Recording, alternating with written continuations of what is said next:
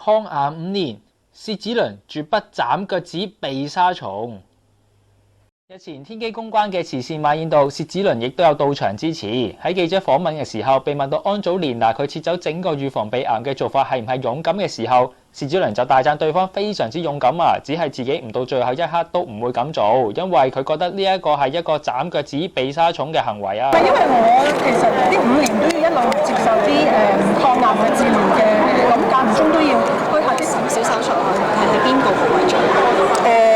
好多時乳房同其他地方子宮咁樣咯，即係大家有少少聯繫咯，但係啲小手術嘅，同埋因為食緊啲藥物有好多副作用，咁其實小手術係冇問題嘅，即係唔會話係好似佢 Angelina Jolie 嗰個決定係要將成件事攞走咯。我覺得佢係有啲係斬腳趾避沙蟲，即係我覺得就算斬咗啲腳趾，嗰啲沙蟲都可以喺腳背啊、腳板啊度爬過咯。其實我覺得最重要個方法咧，就係要着對好嘅鞋，一對有保護性強嘅鞋，咁即係仲要將啲沙蟲好狠狠地咁踩死。即係我覺得呢個係最好嘅方法咯，因為斬腳趾避沙蟲唔係一個方法。我所指嘅鞋，咩叫一對鞋咧？即係要健康咁生活咯。要多做運動，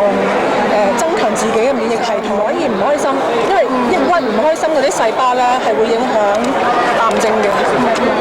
咁我覺得可能 Angelina Jolie 佢自己有個陰影啊，即係佢唔想活喺乳癌嘅陰影之下，因為佢有個家族遺傳性啦。咁佢寧願即係咁講，去拆走佢嗰個計時炸彈，因為佢有個陰影變咗佢個計時炸彈喺度。咁佢寧願人工擺翻2個人造嘅導彈落去。咁如果佢覺得咁係安心咁生活咧，其實係完全係個人嘅選擇嚟嘅咯。